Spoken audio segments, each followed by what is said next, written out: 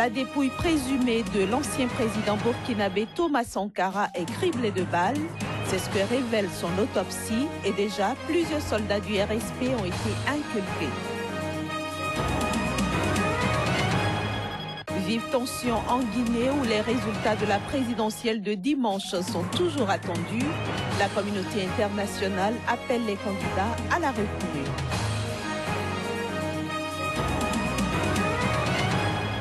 Enfin, nous parlerons des conclusions de l'enquête sur les causes du crash du vol MH17 de la Malaysia Airlines. Le Boeing a été abattu par un missile de fabrication russe. Voilà pour le sommaire de cette édition. Madame, Monsieur, bonsoir et bienvenue. Nous démarrons donc par le Burkina Faso, la dépouille présumée de l'ancien président Thomas Sankara, tué en 1987, est criblée de balles. C'est ce qu'indiquent en tout cas les rapports d'autopsie et de balistique présentés par le juge d'instruction ce mardi à Ouagadougou. Selon des avocats proches du dossier, plusieurs soldats de l'ex-régiment de sécurité présidentielle RSP, auteurs du coup d'État manqué du 17 septembre dernier, ont été déjà inculpés pour leur implication présumée dans l'assassinat de celui qu'on surnomme le père de la révolution burkinabé. Les précisions. L'enquête ouverte par les autorités de transition au Burkina Faso afin de faire la lumière autour de l'assassinat de l'ancien président Thomas Sankara a évolué. Le juge d'instruction a présenté ce mardi à Ouagadougou les rapports d'autopsie et de balistique concernant la dépouille présumée de Thomas Sankara, exhumée au mois de mai dernier. Citant ces rapports d'autopsie et de balistique présentés par le juge d'instruction, les avocats de la famille Sankara ont annoncé que l'ancien président charismatique du Burkina Faso, tué en 1987, a été criblé de balles. Ils ont qualifié d'ahurissants les impacts de balles qui ont pu être relevés sur le corps présumé de Thomas Sankara. Les avocats de la famille Sankara ont cependant souligné qu'il fallait attendre le résultat de tests ADN pour formellement identifier le père de la révolution burkinabé, même si tout porte à croire que c'est bien la dépouille de Thomas Sankara qui a été autopsiée. Le principal avocat du dossier, maître Benewende Stanislas Sankara, a par ailleurs indiqué que 8 à 9 personnes, dont plusieurs soldats de l'ex-régiment de sécurité présidentielle, auteurs du coup d'État manqué du 17 septembre dernier, ont déjà été inculpés pour leur implication présumée dans l'assassinat de Thomas Sankara. Toujours en ce qui concerne le Burkina Faso, ajoutant qu'une nouvelle date a été retenue pour l'élection présidentielle. Il s'agit du 29 novembre prochain. En Guinée, la tension est montée ce mardi au lendemain de la demande d'annulation du premier tour de la présidentielle, une demande faite par les 7 adversaires du chef de l'État sortant, Alpha Condé. Le scrutin s'est globalement déroulé dans le calme avec une importante participation. Bien qu'aucune statistique de participation nationale ne soit disponible, les Guinéens ont voté massivement dimanche malgré des difficultés en tout genre. Assimilant ces multiples problèmes d'organisation à une fraude massive, les 7 adversaires du président sortant Alpha Condé ont dénoncé lundi une fraude massive et réclamé l'annulation du premier tour alors que les premiers résultats n'étaient pas attendus avant plusieurs jours. Les dépouillements ayant commencé depuis dimanche soir, la Commission électorale nationale indépendante CENI dispose légalement de 72 heures à partir de la réception du dernier procès verbal des quelques 14 000 bureaux de vote pour annoncer les résultats provisoires. Pour sa part, le ministre de la Jeunesse, Moustapha Naïté, directeur de la communication de la campagne d'Alpha Condé, a jugé assez bizarre et étonnante cette demande. Il faut dire que la tension qui prévaut actuellement dans le pays est due à la campagne d'Alpha Condé, le donnant réélu au premier tour. Un objectif jugé par ses adversaires totalement irréalisable, sans une fraude caractérisée, 5 ans après une victoire à l'arraché au second tour d'Alpha Condé sur le chef de l'opposition, Cellou Dalein Diallo. De son côté, le secrétaire général de l'ONU, Ban Ki-moon, a salué lundi la conduite paisible du premier tour, exhortant les forces politiques à s'abstenir de toute déclaration qui pourrait mener à des violences. Rendons-nous maintenant au Mali. Au moins 6 personnes ont été tuées ce mardi dans une embuscade attribuée à des islamistes dans la région de Tombouctou, au nord du pays. Selon certaines sources, ces islamistes ont d'abord posé une mine sur laquelle un véhicule civil a sauté. Ensuite, 2 autres véhicules qui venaient par l'arrière ont été accidentés et les islamistes sont sortis de leur cachette pour tirer sur les civils. Il faut dire que malgré la signature en mai-juin d'un accord de paix entre le gouvernement et la rébellion, des zones entières échappent encore au contrôle des forces maliennes et étrangères.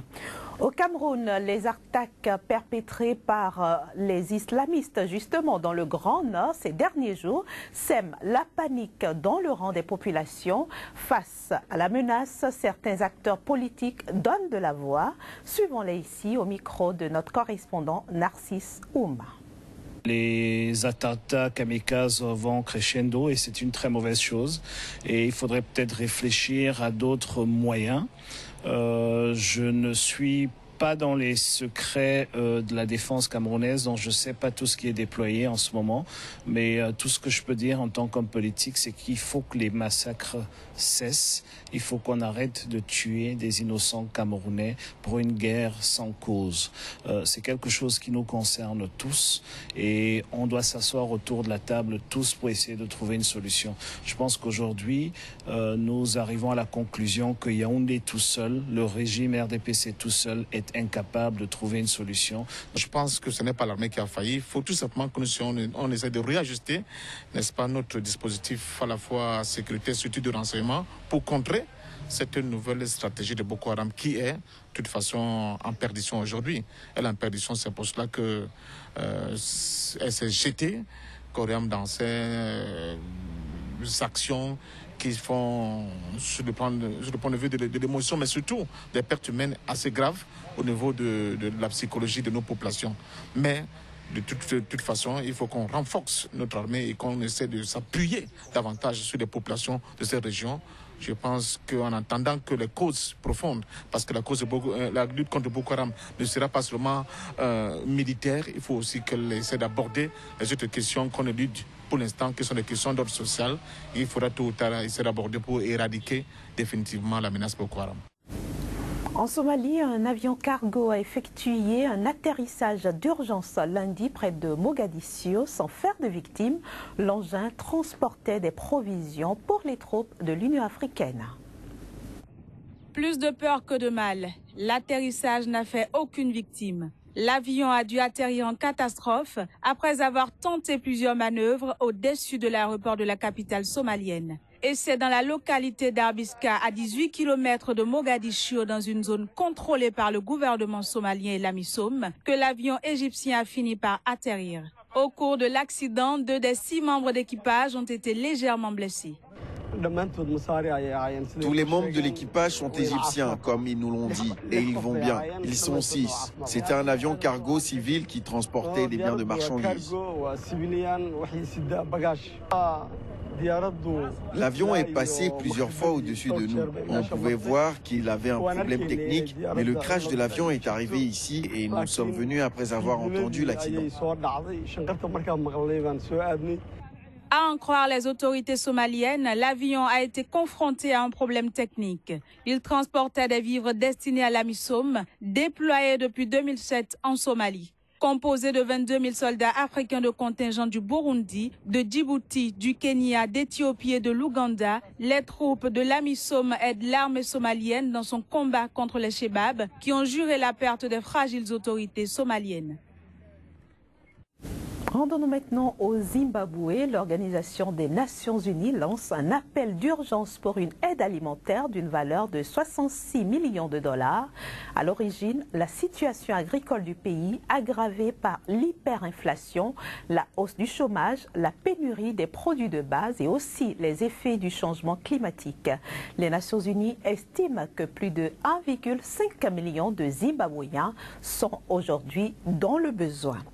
Actualité hors du continent africain à présent, enfin les conclusions d'une enquête internationale menée par les Pays-Bas au sujet des causes du crash du vol MH17, le Boeing de la Malaysia Airlines qui s'est écrasé en juillet 2014 en Ukraine a été abattu par un missile sol-air de type Buk de fabrication russe. Le rapport ne désigne toutefois pas de coupable. Les images.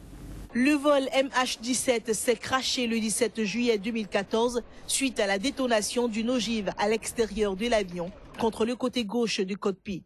Une déclaration du directeur du bureau d'enquête néerlandais pour la sécurité lors d'une conférence de presse. Les enquêteurs ont par ailleurs délimité une zone de 320 km² d'où a pu être tiré le missile.